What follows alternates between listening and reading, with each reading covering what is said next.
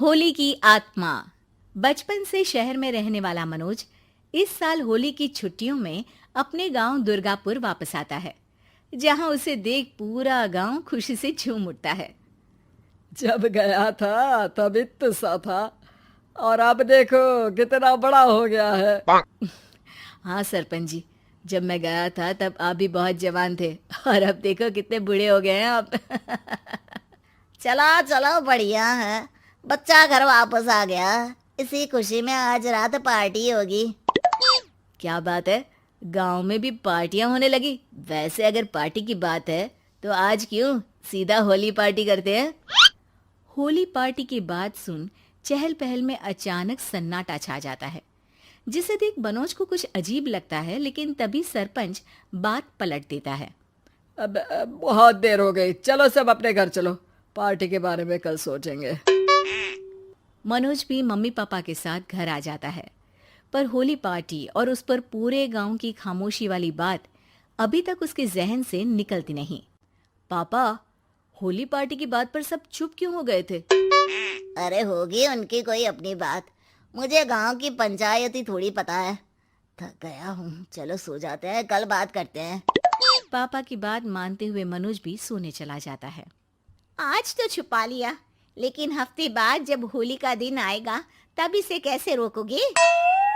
अगली सुबह सूरज के साथ ही मनोज भी गांव घूमने निकल जाता है, जिस पर रास्ते में उसे अपनी ही उम्र के कुछ लड़के भी मिलते हैं, जिनसे दोस्ती कर अब वो उनके साथ घूमने लगता है। इसी तरह कुछ दिन बीत जाते हैं और होली नजदीक आने लगती है। दोस्तों, होली में 4 दिन ही बचे हैं, पर गांव में उसकी कोई तैयारियां क्यों नहीं दिख रही? क्योंकि यहाँ होली नहीं मनाई जाती। अरे पर ऐसा क्यों?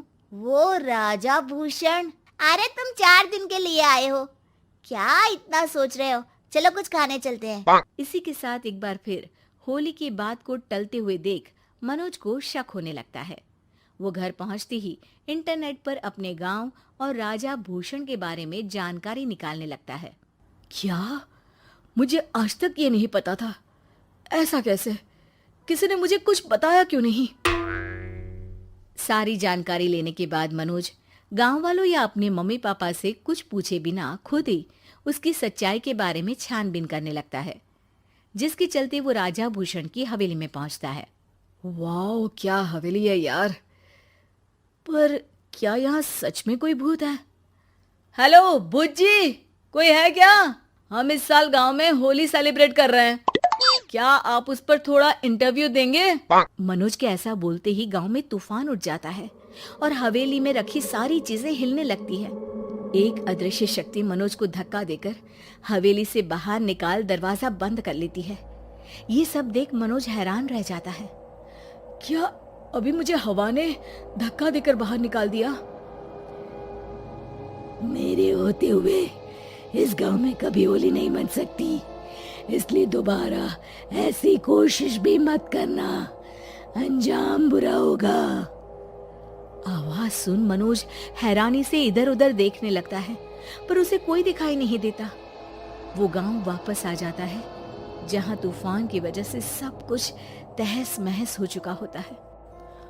आखिर ये तूफान आया कैसे? ना ऐसा कोई मौसम था और ना ही हमने होली का त्योहार मनाने की बात की थी। सरपंच की बात पर कोई रिएक्शन दिए बिना मनोज चुपचाप अपने घर चला जाता है। इस तरह देखते ही देखते होली का दिन भी आ जाता है और मनोज रंग लेकर गांव में निकल जाता है, लेकिन गांव पूरी तरह खाली होता है। अरे त्योहार का दिन है, धूमधाम की जगह मातम क्यों मनाया हुआ है? मनोज की आवाज सुन सब अपने घर की खिड़कियां खोल के घर के अंदर से ही उसे वापस जाने के लिए कहने लगते हैं, पर वो किसी की नहीं सुनता। तुझे पहले भी समझाया था, अगर होली खेलने की कोशिश भी की तो अच्छा नहीं होगा। अरे बात मान लो बेटा, तुम्हें सच नहीं पता। मुझे सब पता है। सालों पहले इस राजा ने एक अंधविश्वास फैलाया और आप लोग आज तक उसे मानते आ रहे हो।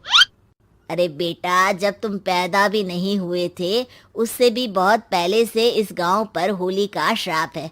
अगर गांव में होली का त्योहार मनाया जाता है तो प्रलय आना पक्की बात होती है। राजा भूषण इस सब में नहीं मानते थे और त्योहार मनाने लगे, जिसके चलते होली वाले ही दिन पहले उनके बेटे की और फिर उनकी मृत्यु हो गई। तभी से गांव की रक्षा के लिए उनकी आत्मा उस हवेली में रह रही है। सबकी बातें सुन मनोज उलझन में पड़ जाता है। सोचना भी मत मनोज, अगर तुमने इस परंपरा को तोड़ने की कोशिश भी की तो उसका परिणाम इस गांव और गांव के लोगों के लिए अच्छा नहीं होगा। मुझे भी यकीन नहीं हो रहा कि आप लोग एक बेतुकी बात को मानकर सालों से रंगों के त्योहार को मातम की तरह मनाते आ रहे हो। मनोज किसी की कोई बात ना मानते हुए पूरे गांव में रंग बिखेर देता है, जिसके तुरंत बाद वहां तूफान के साथ बिजलियां गरजने लगती है। अचानक मौसम में ऐसा बदलाव देख जहां मनोज कंफ्यूजन में आ जाता है, वहीं गांव वाले डर से सहम जाते हैं।